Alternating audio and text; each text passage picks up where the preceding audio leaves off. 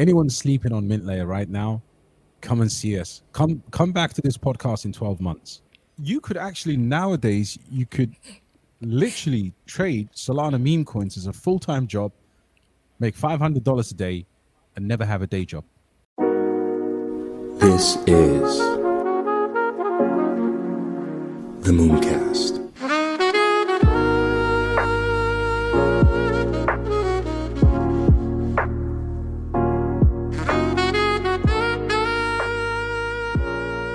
See you, Space Cowboy. In this exciting part 2 of a 2-part series with DXB Crypto, we uncover meme coins, the Bitcoin ecosystem, Mintlayer, crypto narratives, Solana versus ETH price predictions, and Nigeria holding the Binance executives hostage. I hope you guys find this information valuable, and if you haven't already, checked out part 1 of the 2-part series, and I hope you enjoy this one, and as always, see you, Space Cowboy. Yeah, you know, I tried to explain meme coins to boomers, and it just doesn't work, man. They just don't get it. And you know, it's funny, man, because the funniest part about crypto, I kind of consider it as kind of like a troll to like fiat, because it really is like that. I mean, look, there's people that are building like really, really good, solid projects, you know, not just in crypto, but just in real life. And they can't even get funding for $500,000. And there was just a meme coin recently, I think it's called like Bakery Swap or some meme coin. And it just raised $280 million. Bukele couldn't even raise $109 million to help solve the crime in El Salvador from the IMF. Imagine, bro. It's absolutely insane. So I think that, again, this is why I say, like, do I need to dumb down a little bit of my intellect, because I do invest in the memes too as well. Actually, I'll tell you a little secret. I'm actually running a little meme project experiment. I won't tell you what meme coin it is, you know? Right. But it's solely for experimentation purposes only. It's not for any kind of investment. I just want to just test the waters a little bit, dip my toes, see what's going on. And I'm learning a lot, actually. I'm learning about marketing with meme coin marketing, because it's different, right? So I'm learning about meme coin marketing. I'm learning how to navigate DEX tools and how to upload the proper information. And I had to learn all the technicals of how to launch the actual thing and how to, you know, burn the liquidity pool. So yeah, through this experiment, I'm learning so much information. I'm just gathering that in case I can need it one day, because I like to just gather information, gather skills. I'm kind of like a maniac when it comes to skill gathering. Like I just like to gather new skills, because you never know when you can need them. Because in my network, there's always someone that has an idea, but then they need the one that has the skill to be able to put the idea and make it reality. And I'm kind of the guy that people go to for the execution portion, because I actually execute, you know. Wow. But I do think that was another thing too. I want to tell you, because I talk with Jake Gallen. He's another popular podcaster too for crypto. And he had a theory, and I think he may be right. He said that memes and memes could become the payment mechanism for the internet. And I don't know what you think about that. Wow. I would, I don't know. That's a strong one. Look, Doge, if you remember so they found Tesla had the code for Doge to integrate it into a payment system, right? Mm-hmm. What is it, a dog?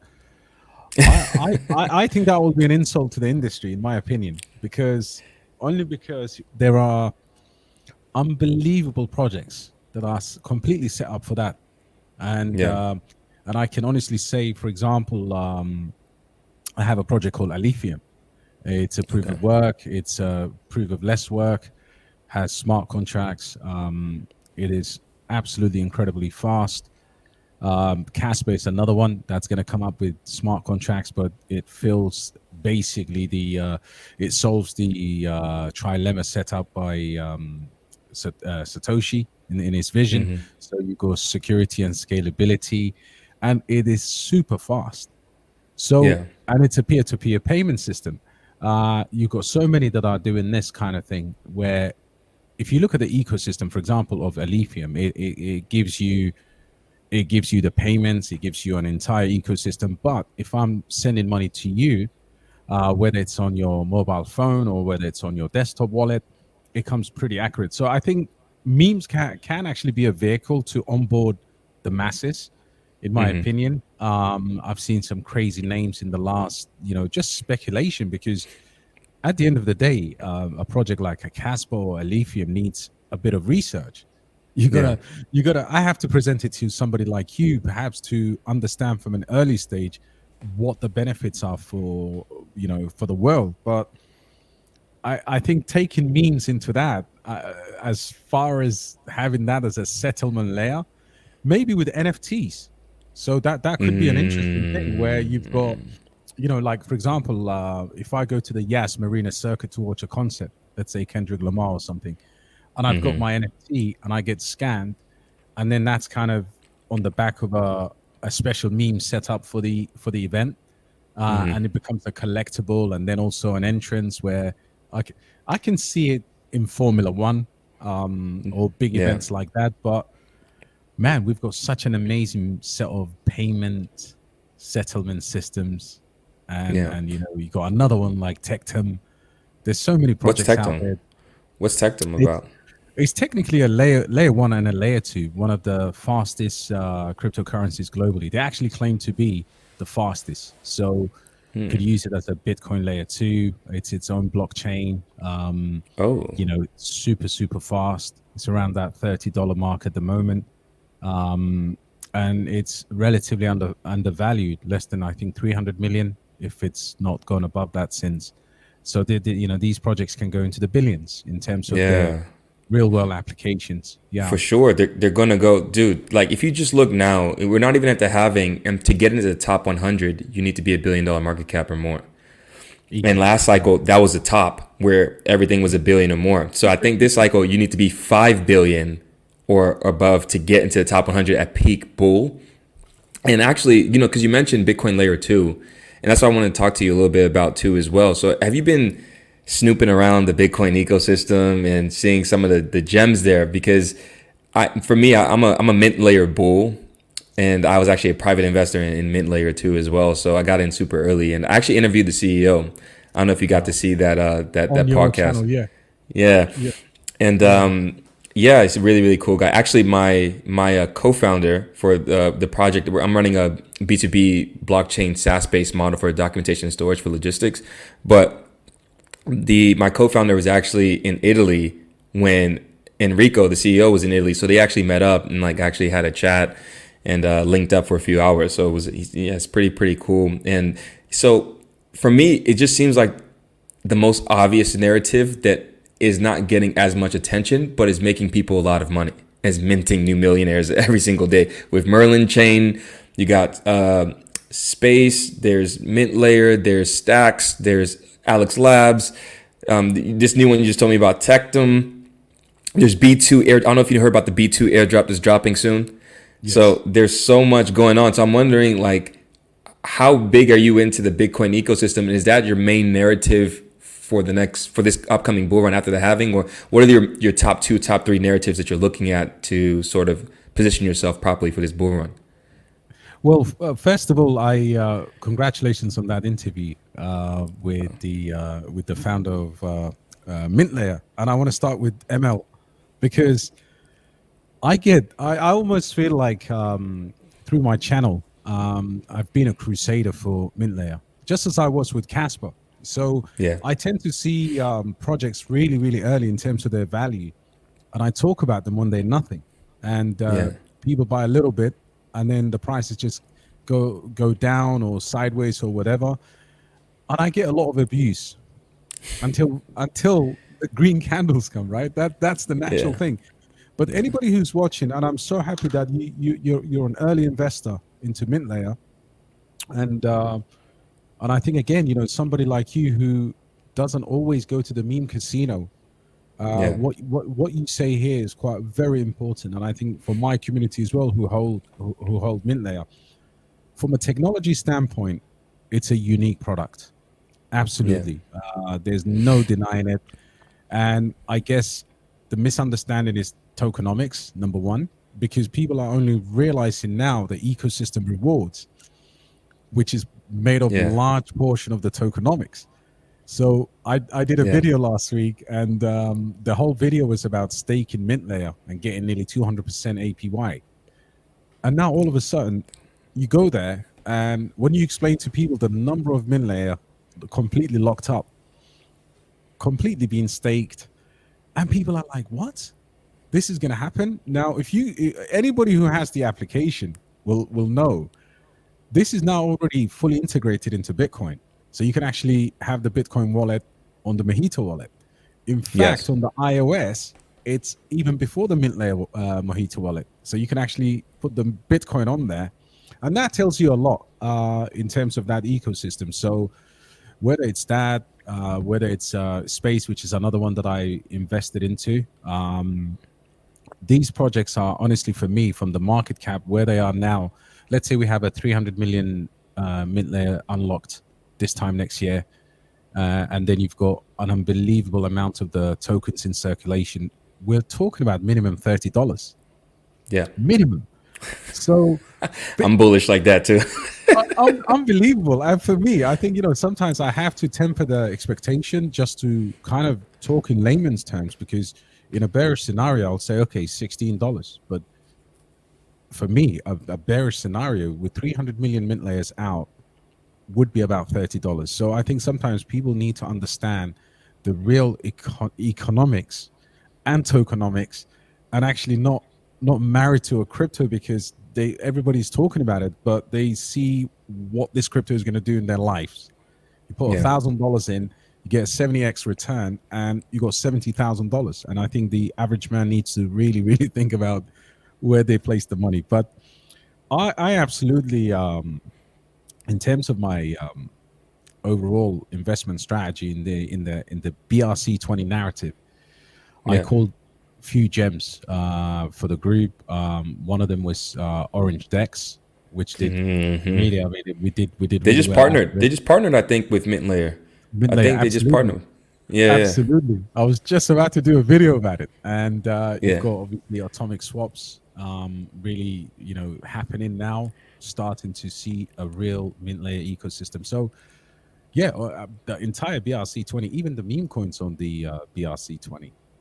What do you think Yeah. the whales are going to do? So historically, they would Bitcoin whales need to have investment vehicles within crypto. So if Yes. you're if you're an, if you're a Bitcoin whale, what are you going to do, right? You need to have DeFi, and Yes. where are you going to go for your DeFi? All right, so there's few projects out there, but I think anybody, and I say friends, family, loved ones, anyone sleeping on Mintlayer right now, come and see us. Come back to this podcast in 12 months. That's Absolutely. as simple as that. The challenge, we're going to lay down the challenge out there. But I love the fact that you caught it early, and I wanted to ask you a question there. What was the process of you just grabbing Mintlayer as early as you did? Yeah. So I noticed in the peak of the bull run last cycle that Bitcoin fees started getting high. And immediately I was like, the solution has to be layer two. Things can't operate on layer one. And Bitcoin is the most liquid. People are going to take advantage of that because the whales, as you said, are going to need to do DeFi. So I knew about Lightning Network, but I knew about the downsides to Lightning Network and how it was just a payment channel, just a payment mechanism. So it wasn't anything that you could actually leverage for actual, DeFi. It was just, okay, you open up a Lightning channel, someone else open up a Lightning channel, and then you can trade. And the thing about Lightning Network, the downsides to it too, is that you have to rent out someone else's node unless you're technically savvy to run your own node. And that comes with its own complications. So you're renting out someone's node, and then you open up a payment channel, then you're trading with someone else, and then you're closing off, the transaction on the main chain. So I was like, okay, this can't be the end all be all for Bitcoin, because now there's smart contract capabilities and people don't even know that. And no one's talking about it. So I immediately then reached out, because I'm a LP for 3 different venture capital groups. So I was reaching out to my CEOs directly in these venture capital groups, talking to them directly and telling them, hey, look, we need to look for Bitcoin projects. And one of them that they came across in the venture capital group was Mintlayer, through them just investigating and doing research, market research. And Then they went ahead and they talked to the CEO. Everything seemed, they did their due diligence because they did the due diligence for the LPs. And then I went ahead and did my own due diligence on top. And this was back, by the way, in late 2021, early 2022, something like this. Yeah, so it was super early, you know. Wow. And yeah, so I got in. Yeah, I got in, and I was like, look, I don't care that the bull run's ending. I think this is going to be huge, and I'm okay holding this for 3, 4, 5 years because I think this is going to be huge. I saw the tech and what they were trying to do with the atomic swaps, with the Bitcoin Layer 2 sidechain solution. I saw the founder was ex-USDT developer, you know, for Tether. You know, so I was looking at all these different bullish aspects, and then I got a chance to even speak with him, you know, and then eventually podcast with him. So it strengthened my thesis even stronger. Then the light bulb went off for people finally when the BRC20 and inscriptions happened, right? That's when people, that was last year, right? And that's when I was bringing on Jake Gallen to talk about BRC20s, and I was super bullish. I got into Alex Labs super early. And I was telling people, I'm like, look, this Bitcoin ecosystem is going to explode because it's just a numbers game. There's just more liquidity in Bitcoin. So even if a fraction of percent gets into these DeFi products, they're all going to do a 10 to 20 to 30 to 50x, you know? And I think people don't really understand that. And everyone's focused on gaming and AI. And I know there's different narratives. You got to diversify your narrative in your theses, but I'm really, really big into the Bitcoin ecosystem because of that. And so that wasn't the only project I got into too as well. So I looked to diversify because I was like, okay, this is sort of like a secondary layer that people could then build products, dApps, decentralized applications on top of with Mintlayer. But then I was looking also as well as, you know, these atomic swap features. I didn't get to Orange Dex, but I did invest early too as well into Portal DeFi. So this is another one that people don't really know about that's coming very, very soon. And they're partnering with everyone in the Bitcoin ecosystem. Everyone. Partnering here, they're partnering with everybody, you know? And they're going to drop very, very soon. They're in testnet phase right now. And they're about to come out with this atomic swap feature where you can swap natively. This is for the audience doesn't understand. It's different when if I can't deploy my Bitcoin into ETH, right? Because it's two different code bases, right? So I have to then get a derivative of Bitcoin, which is a wrapped version of Bitcoin on another network. Right. This atomic swap feature will allow people to tokenize products that can interact directly with native Bitcoin. No wrapped tokens, no bridge, straight swap. And that's going to change the game. That's going to change the game. And I think people they can't grasp it yet, but they will once it drops and once everything is settled and the dust settles. I think people who were paying attention to this and not just AI and the gaming narratives. I know those are like the main narratives that everyone talks about. I'm not saying those aren't going to do good. Honestly, I tell people this: there's a million ways to skin a cat, and in the bull market, just putting money into any coin almost, except if it's not a meme coin. If it's just like a decent project, any decent project is going to at least 2-3x your money. Any decent project. But if you want to make 10 to 20 to 30 to 40 X's, some of it is luck, but a lot of it is calculation. And I think this is part of me positioning myself to be calculated to get into this particular narrative that a lot of people still aren't really paying attention to. And it's minting a lot of millionaires. I'm telling you, it's crazy. Wow. Yeah. Wow. That is, I mean, to be honest, I mean, that's alpha right there. Anybody who's watching the podcast, that value that you just gave right now, listen to it. Yeah. Listen absolutely, man. Rewind it back because you'll hear some stuff there that is incredible. No, that's amazing. That's amazing, bro. So, man. In terms of, I mean, again, we can continue this forever. I love the fact that you talked about the other narratives, and you know, I over to you, sir. Over to you. Yeah. So, so this is how I see the bull market, right? I think that the top narratives, because everyone keeps talking about them, I think that they will be the DPIN narrative, the RWA narrative, the Bitcoin ecosystem narrative. I think is just asleep. I think it's going to catch people by surprise. I actually think it's going to catch people by surprise so much that there's going to be a couple projects that are in the top 15, top 10 in market cap. They're gonna be like it's gonna be a polygon of Bitcoin, you know, Wow. and it's gonna position itself really close, if not to the top 10, in the top 20 for sure. It may be Stacks. It may be another one that comes up and sneaks up behind, but there's going to be a few projects. You know, you see Alex Labs is creeping up.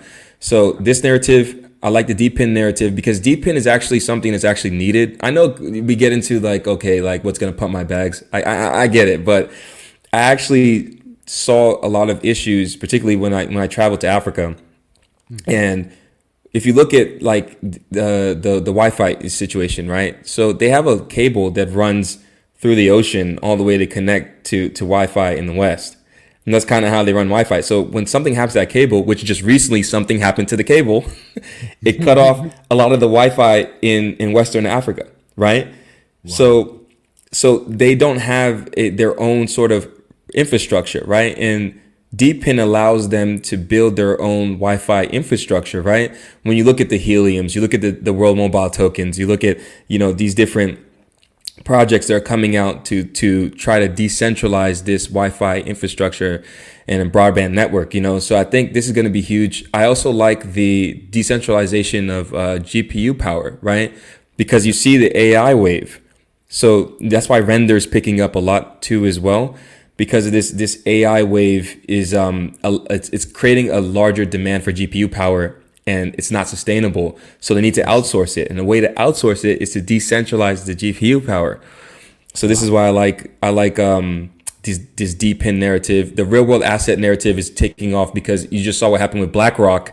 They just launched a $100 million tokenization fund for Ethereum, right? Yes. So, and Larry Fink already stated that the future of the world will be tokenized. And if he says it, it's going to happen. It's going to happen, yes. Interesting you talk about that. I did a video today about it, and Yeah. just some of the projects that we could potentially front run are absolutely incredible. But that's such an interesting take because you talked about two really interesting narratives there, that three really with Bitcoin. Yeah. And I think everybody watching the video will honestly look at this and take that as a warning, in my opinion, because sometimes it's okay to watch something or to listen to something, but when you actually talk about how it's happening, because we're not saying DPIN is taken off, we're telling you exactly what the problem is, Yeah. what the Exactly. solution is. And again, you know, we've got a similar cable running through the east side of Africa. And recently there's been problem in the Red Sea, for example, where, you know, you've got attack on shipping lanes. The undersea cable is accessible and could be snapped off. So yeah, you've mentioned projects that are like Helium. There's another project that I came across, which is just for everybody's benefit. It's called GeoNet.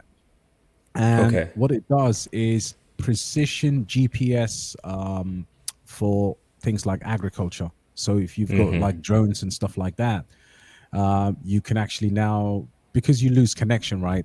You got the atmosphere, then to a certain GPS is not as accurate as it should be. And Yes. this one microcap absolutely is working in that space. So Wow. it's unbelievable to think that, you know, there's all of this stuff happening. And I agree with you. Look, gaming and AI, because now if you and I launch a token today and put AI at the end of it, you know, the chances are you're gonna have investors. Because people don't understand what type of AI is it. Is it a language learning model? Is it a, you Neural know, net.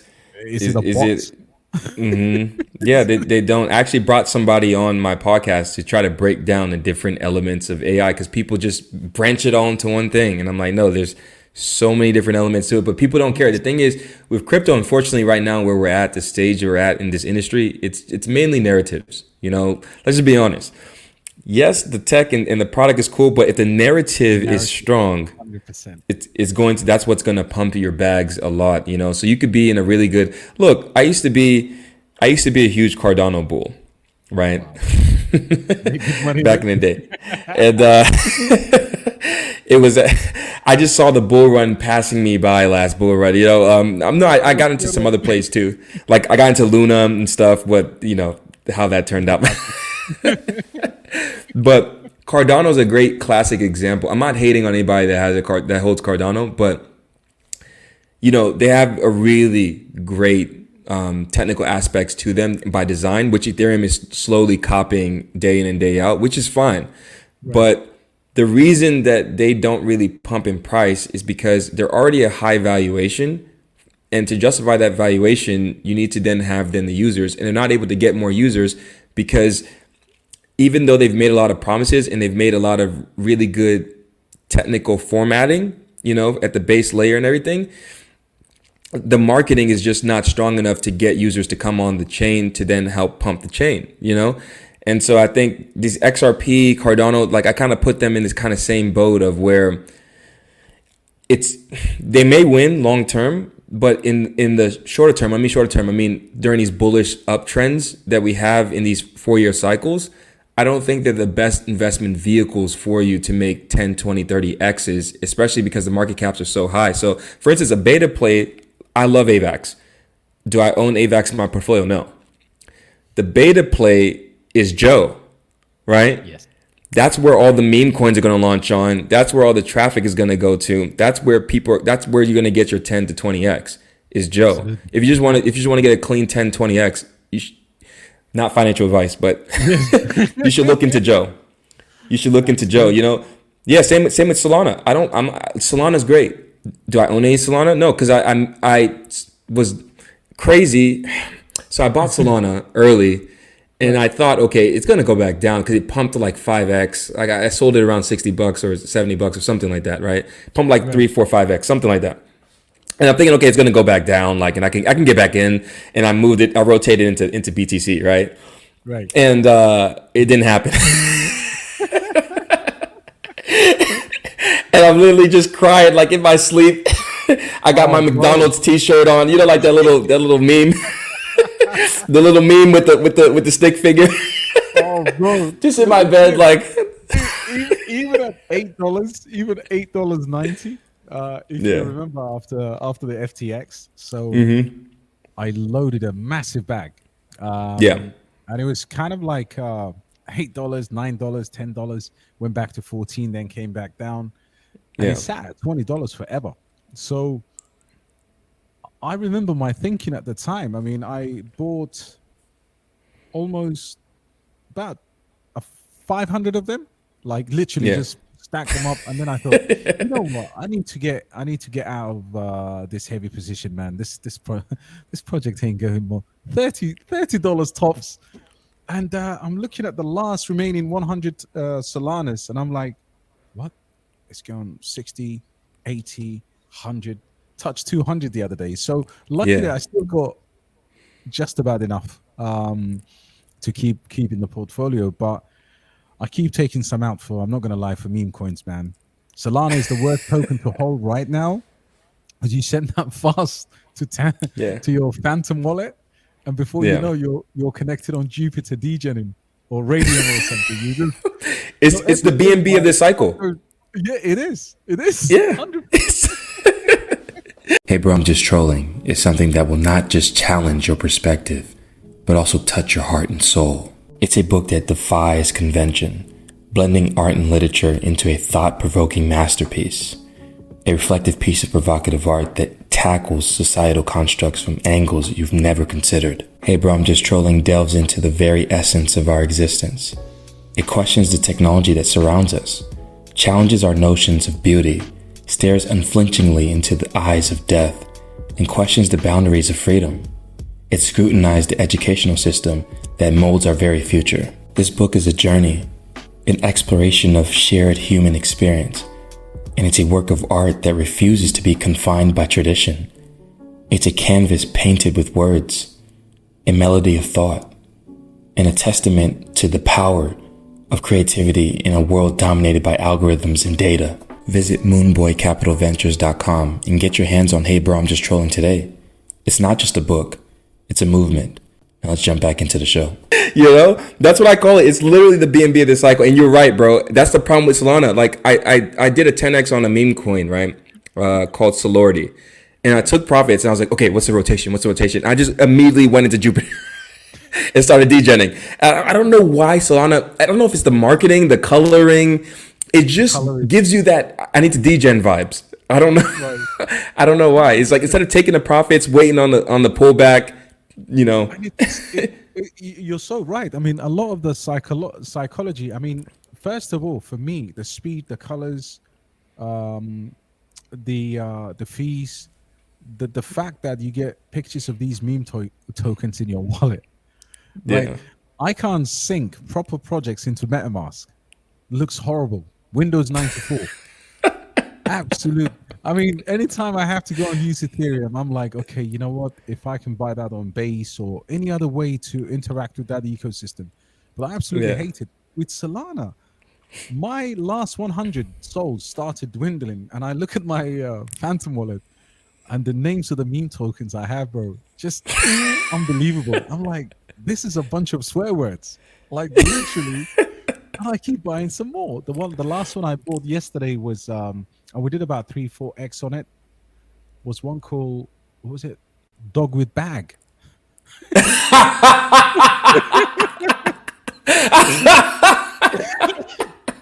Bro. Dog Yo, with bag. I What? Is that the one?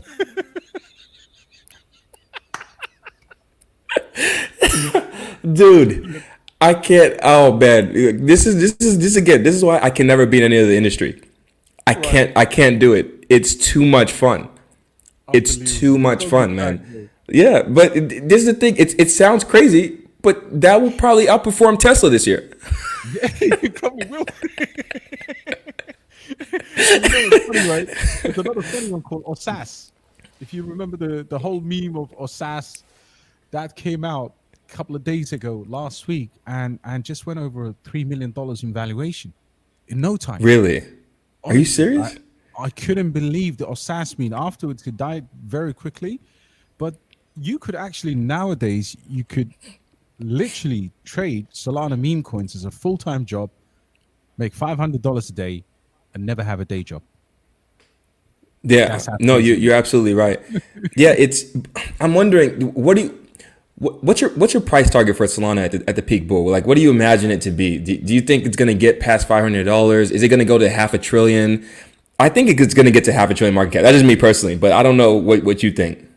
I honestly, the more I look at ETH, the more I see the upside of Solana, and Yeah. it's done volume. I think equivalent to all of the. So if you take all the layer twos on ETH and add ETH to it, it's kind of like it's eating up. It's eating up Yeah. the market cap. It's eating up the transactions, and it's all relative, right? So if you look at the transaction fees on it, Yeah. in terms of volume, they are exceeding or have exceeded Ethereum. But obviously, because Yeah. of the size of the transactional I saw that. difference, yeah, it's incredible. So I honestly think, at the very kind of least, I mean, my initial target was $800. Um, you know, this is when it was way down in terms of valuation, but I think it gets to half a trillion. I honestly do, because Yeah. what's going to stop it? I mean, it is in the long run. I think that's the ETH killer. It's going Yeah. to have some kind of an outage for a sustained period or something like that to try and slow it down. But in Yeah. terms of new users, Base is an interesting one, because of the fact that you can now onboard people through the Coinbase wallet, and that might come up. At the end of the day, you've got hundreds of millions of Americans in crypto, or millions of Americans in crypto. So that could be an onboarding vehicle to scale that up. But anytime you look at Solana, I think my initial targets were, yeah, that 500 is doable. Is doable. And Yeah. I think where I'm absolutely targeting in terms of my kind of top 10 predictions, I I see Sol as potentially one day just overtaken into that second spot. I don't know what your Yeah. thoughts are on ETH, and what ETH can realistically do, So even with with BlackRock. ETH, Okay, so with ETH, my thing with ETH is that it's just unusable, man, at layer one. And this is why I didn't buy any ETH. I actually went straight for Bitcoin because in my head I was like, I think they're going to do around the same in terms of percentage gains. Maybe ETH does it, like maybe Bitcoin does it at 10x and ETH does a 11x, or something like that, So I thought, okay, it's not going to outperform it so much and I don't have to pay that big grunt of the fees when I'm doing DeFi. And I never liked ETH to begin with because of the clunkiness of MetaMask. I know they have this Rabby wallet and they have new wallets and they have new stuff and new competition that's come in. But realistically, man, I don't want to, because I know people are going to, oh, why are you talking, Look, I don't want to FUD anybody's bags at all, man. I wish everybody's bags the best. Like I want everybody to do great during this bull run, but I don't think ETH does more than like a 2.5x from here. That's it. Like a 2.5x. Yeah. If that even, 2x is kind. I mean, look, I want it to do well. I still have a little bit of ETH left, and forget about anybody else's. I don't want to FUD my own bags, but the truth is the truth, and that is that user friendliness, ability to, I mean, inter wallet transfers of $7 or what I mean, like before you even bought a token, sometimes you're looking at $60-$70 for buying a $50 meme coin. Not sustainable at all. And how far can the layer ones help? I mean, I'm big into Manta now. I don't know what your thoughts are. I know we've gone over probably a bit, but as a L2, maybe that's a good way to go. I didn't buy any of the ETH layer 2s, and the reason is because there's just too many. So I thought that they're going to be fighting over the market share for layer 2 space between Polygon and Manta and Arbitrum and Optimism and ZK Sync and all these. There's so many. So I was like, they're going to be fighting over way too much of the market share, and there's not enough to just really be tossing around. So I don't think that you're going to see a lot of gains from the ETH layer 2 space. I just don't see it. And I think a lot of people, instead of just going to ETH layer 2, they're just simply just going to Solana. And the only thing I don't like about Solana is that the chain does shut off sometimes. And but no one seems to care. Nobody cares. No, like you said, I mean, one of the important things you pointed out was just that user friendliness, the color scheme, the speed, man. It's just like if you open your Phantom wallet right now, you can easily interact. I don't know if you've ever used the Bonk bots or Unibots or anything like that on Solana. No, I know about them, but I haven't used them yet. It's incredible. Like, you set up the wallets 2 minutes and you're done. You can just trade your meme coins from there. So no, that's fascinating, bro. Fascinating. Yeah, absolutely. I want to close off before we go, because we've been been going on. I wish we could go on for 30 minutes, man, but we'll do another one soon. Don't worry. Yeah. We definitely got to do this again. But because I wanted to just touch on real quick about the situation. I don't know if you heard, man. So let me just break down. I don't know if you heard about it and anybody that's watching can correct me if I'm wrong with the data that I've been able to collect. But with Nigeria, right? So they printed, I'm just going to give you the runaround, the broad thesis of what happened, the gist, right? They printed like $27 billion like in a short amount of time. Then immediately after that, the prices went up like 30%, like overnight. Then they immediately after that, because people were complaining, they started blaming the crypto bros. Then shortly after that, they blamed Binance. Then shortly after that, they banned Binance from being used in Nigeria. Then shortly after that, they got the executives, two Binance executives that run the operations in Africa, to fly over to Nigeria to negotiate a deal, because they were like, "Oh, you guys need to pay $10 billion because of because you caused this inflation." Right. So these guys pulled up, and now they've been abducted by the government. And, dude, nobody's covering this story. I just think it's wild. It's like literally like some Hollywood movie type thing, So I'm just like, what are your thoughts on Nigeria printing $27 billion and abducting executives and blaming them for inflation? It's absolutely incredible. And I think, look, while exchanges like Binance are not really off the hook, in my opinion, I mean, everywhere you have a new industry or new technology or new anything, new commodity, there's Yeah. always an element of exploitation. So I believe the Nigerian government could have been onto something from a regulatory perspective that happens in the US, in the UK, the rest of the world, in the EU. Doesn't really matter where it happens, in Africa, in Rwanda, but there's a way to deal with that, right? So my first point is, if it's Binance and leveraging the fine, there are vehicles to do that. Yeah. The printing of money is a completely separate issue. And the one thing about corruption, and I think we have to call it what it is sometimes it needs a vehicle or a way before. For example, Nigeria, before it was oil. If you remember, Yeah. magically $7 billion from the oil treasury went missing. Yeah. Absolutely nobody knows where it went.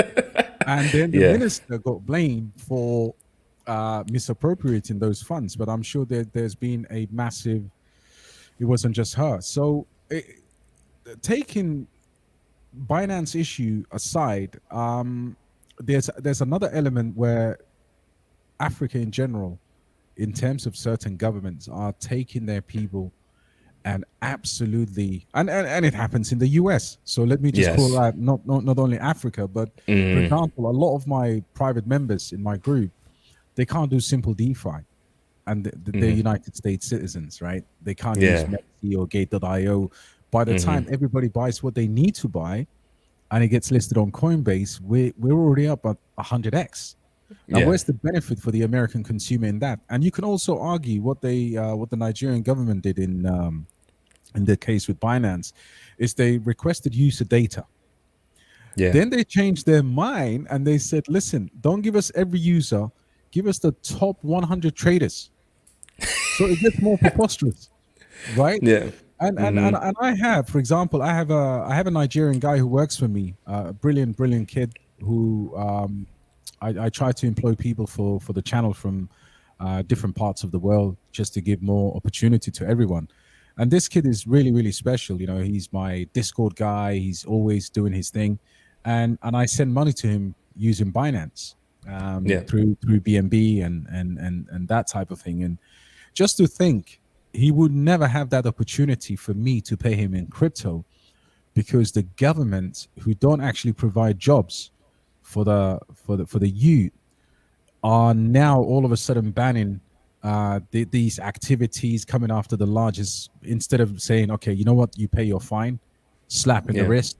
How do we work this with you? I mean, of course, they talk about terrorism financing, they talk about money laundering, but the one thing, the elephant in the room there, they've just printed $27 billion, Yeah. right? Exactly. So for me, and it's a general message for all of the draconian measures by Western countries, African countries, Asian countries, anybody who's not embracing this technology is keeping their citizen behind from inevitably what is being afforded to the likes of BlackRock and Vanguard and all of these big institutions can Exactly. legally now participate in this. But the Nigerian example is just, for me, the government is doing something that the government has always done, and indirectly they are stifling innovation in the country. Because Yeah. again, I can tell you now, my guy is an amazing guy. I employ one person from the country. That means he's using that money to feed his family, to go to college. So it, Yeah. it answers for me. It's a wider problem with crypto. But the government then said, because again, sorry, this topic kind of like really, it angers me, because I'm quite passionate about development in developing countries, and having that equal opportunity and access to everything that we do. I I couldn't believe when they said the because of Binance, the exchange rate, the US dollar to naira, was basically, now that's where it's at. So what Yeah. they say is, but they found that the exchange never actually dipped below 1,000 naira. Yeah. So Exactly. right. So Yeah. I mean, anyway, And I rest you my know what's case on that. funny? You know what's funny too, man, is if you're a, a really good entrepreneur as a Nigerian and you try to collect paper, collect cash, it's very hard to do so. Like there's only one payment provider that was available and they just got shut down recently, which is Stripe. So this is again why I like crypto, right? Because you should, as a citizen, be able to exchange in the economic things that are going on, economic activities, right? You should be able to become economical as a citizen. You know, I feel like every citizen has the right to be economical and to help provide for their family. And if you're trying to cut off different gateways for people to do so, then, and if there's another way in which the free market has provided so where people can still extract value from others in exchange for their good or service that they offer, then you should be able to then do that and no one should be able to stop you. And I think this is, again, one of these philosophical things that the government doesn't really like to hear, but it's like, the can of worms was opened a long time ago and they've been behind ever since this beginning stages of the World Wide Web, right? They're always behind. They're always behind, you know? And the thing is, I was talking to my brother because I was trying to tell him, like, look, I know that I know a lot more than the politicians that speak on TV because of how they talk about Ethereum and how they talk about Bitcoin. They have no idea what they're talking about. They have no idea what they're talking. You know, they don't even, it doesn't even make sense. And this is another thing too, as well, that doesn't make sense to me, which I think at some point they're going to fold, is the fact that these layer one protocols, people use them as gas tokens. So or they use it to swap for another actual currency they want to actually use. And that's the only way that they can swap for it because, you know, the liquidity is just isn't there. So in my head, it's like, well, that's a form of cash, you know? So I don't want to, you know, look, man, look, I've seen a little bit controversial, whatever, but for me, man, I like to speak my mind on this podcast. And for me, I just don't get what they're doing, man. And if you look at what El Salvador is doing with how they lowered the taxes to 0%, they enticed entrepreneurs to come. They lowered the crime rate to being the safest country, not only North America, but one of the safest countries in the entire, not just the North and South American hemisphere, but the entire world almost, right? Then they lowered the taxes to zero. They enticed entrepreneurs to come in foreign direct investment to come. They made Bitcoin legal tender. Their people, their locals now have jobs that they didn't have before because the entrepreneurs, they came, and they're revitalizing their entire economy. They're building new infrastructure. They're using the volcano. They're leveraging that to mine Bitcoin to bring more cash flow. They're about to pay off their debt with the IMF. I just feel like Bitcoin solved so many problems for them, and I think it can solve a lot of problems. And also another angle too, as well, that I didn't get to talk to you about before we go, because I just want I just want to say this, because the bonds, right? There's an angle there that no one's really talking about, right? If you're the president of Kenya and you want to issue out bonds and for people to buy your Kenyan shillings, no one's going to do it, right? Right. But if you swap that into Bitcoin, now that's a different game, It's a completely different game. Oh my God. Yes. right? Absolutely. And this is what I'm thinking the El Salvadorian president is going to do, right? This is just, it's because I'm always thinking about the next play. Okay, the play make Bitcoin legal tender, but what's the next play? And I think once the liquidity gets deep enough, the next play is Bitcoin backed bonds, right? Absolutely. Just thinking about that, that's insane. That's insane. Yeah. And imagine if that could be done in a kind of an RWA type of a setup where that BRC20 standard is, Yeah. man. Yo, I honestly, I wanted to ask you, actually, I wanted to put you under the spot. tell me. All right, you need to give the people your top 5 projects. If you had to. Like, if I had to put you under the spot today. I'm going to piss some people off, man. Right. That's the whole point. Okay. Is this top 5 to hold in any investment portfolio? Is this top 5 degen plays? Is it top 5? What is it top 5 exactly? Well, let's go with, let's assume that there's people entering the market and they want to maybe go degen. They want to make money. Okay. I would say it. Let's say if you had $10,000 to invest, Yeah. right? Here's what I would do. If you just had a small amount, like $10,000 to invest, and you're just now coming into the market, now is around the time where the market's trying to trading sideways. We don't know what's going to happen. It could crash after the halving, or it could pump. Right. No one has any idea, but it's better to be in and then just stomach the crash and then let it continue riding. And the how I would position my portfolio is I would probably go. This is it's gonna because people are like, oh, it depends on what you're trying to do. If you're trying to degen and get a 10x or a 20x, then I wouldn't buy any Bitcoin. It's too late, right? Absolutely. I just wouldn't buy any Bitcoin at all. I would look into the Bitcoin ecosystem. There's some mid-tier plays that I really like. Like I like Alex Labs sitting around a $250 million market cap right now. I think that one's going to 10x because Stacks is the forefront leader right now, and I think they're going to do minimum another 3-4x, and whatever is built on top of that is going to do a 10x, right? So, No-brainer there. Yeah, Alex Labs for me is a no-brainer. I like Mintlayer, and then outside of those two, so that's your Bitcoin beta plays, if you will, right? So you could do 2,500 into Alex Labs, 2,500 into Mintlayer, see how those do. Then the other 5,000, what I would do in this example is I would probably go ahead and diversify into gaming, and I would get an infrastructure token. So I would probably go with the evaluation is quite high, but I actually think it's going to go much higher, contrary to popular belief. Super. I like Super a lot. The reason I like Super is because even though the valuation is around like $500 million currently right now as it stands, I think they're going to get to like a $5 billion market cap because of who's pushing it and the audience that's backing what they're pushing, right? So when you look at Elio Trades, you look at Alex Becker, they have a combined audience of like 3, 4, 5 million people in terms of their Twitter and YouTube subscribers, right? And they're going to keep pushing that gaming narrative and their project, right? So that's one I think could easily do a 10x.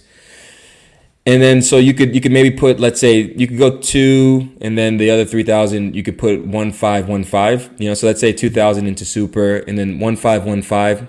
I would definitely get a meme coin. You have to have a meme coin in your portfolio. There's a couple good ones that are really good on Solana. Right. I would wait for the pullback though, and when it's quiet again, right? So I would say, right there. Yes. yeah, exactly. You need to wait till it's quiet again. There's a couple of them that I like. Dog with Hat is still interesting to me if it pulls back a bit more. Don't get into any Ethereum meme coins. Do the Solana ones. So you can pick any out of you want. There's Slurf. There's Dog with Hat. There's a whole bunch of them. You know, there's Solidity. Solidity is pretty good too. They actually did a podcast with their dev too as well. So they're actually building an actual game behind their meme too as well. So that's an interesting one that you can look at, you know, to ride that narrative with the gaming and meme combo narratives. Look for multi narratives too as well. You know, the people throwing in the AI plus NFT plus whatever, you know. So try to do the multi narrative sort of meme coins. So I would throw 1.5 into meme coins, and then the last one was I'd probably do a DPIN narrative, and I really like World Mobile Token, and this one is a very huge project. They've been working. I'm actually an early investor in them too as well. And I'm actually in the process of getting the CEO on my podcast. So we've been texting back and forth, trying to find, because he's super busy right now and, you know, traveling around doing whatever. But that one is interesting because they have actual customers that are using their data right now currently. So they have about 76,000 users. They're generating actual revenue, and they're doing token buybacks with the revenue that they're generating to lock those up. So that makes it a little bit more bullish in terms of the token supply getting locked up. And yeah, so that's another one that I like too as well. So that's what I would say how I would do it. But everyone has their own take. People get back, oh yeah, Listen, that was straight alpha, honestly, because you look at that, and I would say even if we say degening, the level of risk there to reward, the reward is very high. I think that is a brilliant $10,000 portfolio that I consider to be fairly safe. Look, super safe, because with the combination of those guys you mentioned, that there's no way that's gonna falter. 10x is probably conservative for us. Mintlayer, I think you can't go wrong with Mintlayer right now on the reasons why we're given. I absolutely love the breakdown of Well Mobile token, bro, Yeah. because if you're listening to this podcast today, get a pen and a paper, not financial advice, but research those projects, because I think that's some life-changing projects there. And by the way, with the exception of Alex, I have and Well Mobile token. I have the others. So maybe next time we do another one, we'll get another 5 out of you, bro, because these are good Yeah. projects. These are really good Absolutely, projects. man. Absolutely. Yo, bro. So thank you so much for coming on, man. We got to do this again. And dude, I'm going to email you, man. So I can get some of your information. Maybe we can text Yeah. on Telegram. And yeah, got to do this again, man. And I appreciate you. If you're in Dubai, maybe we can do one in the sun as well. I'm up for that as Yeah. well. We'll I'm get actually something thinking about going coming there. to Dubai with another one of my buddies, a business partner of mine too, as well, because Amazing, bro. he wanted to meet some people over there too as well. So I was like, maybe I'll tag along and then network a little bit while I'm out there. So I'll let you know. Absolutely, man. Yeah, Yeah, link up real soon. yeah, Absolutely, bro. absolutely, man. Appreciate So that. this See you in concludes advance, this man. episode of the Mooncast, man. Do you have any closing thoughts before we go? Any closing thoughts? Listen back to the podcast, guys, and follow the channels and make some money. It'd be Absolutely, man. in this cycle, if you've got this level of information and you don't change your life at least to whatever level that you want through cryptocurrency, I don't think you're paying attention. So it's been positive. Thank you so much, bro, and we'll catch them on the next one. Definitely. Take care then, All man. right. Take care, bro. Peace.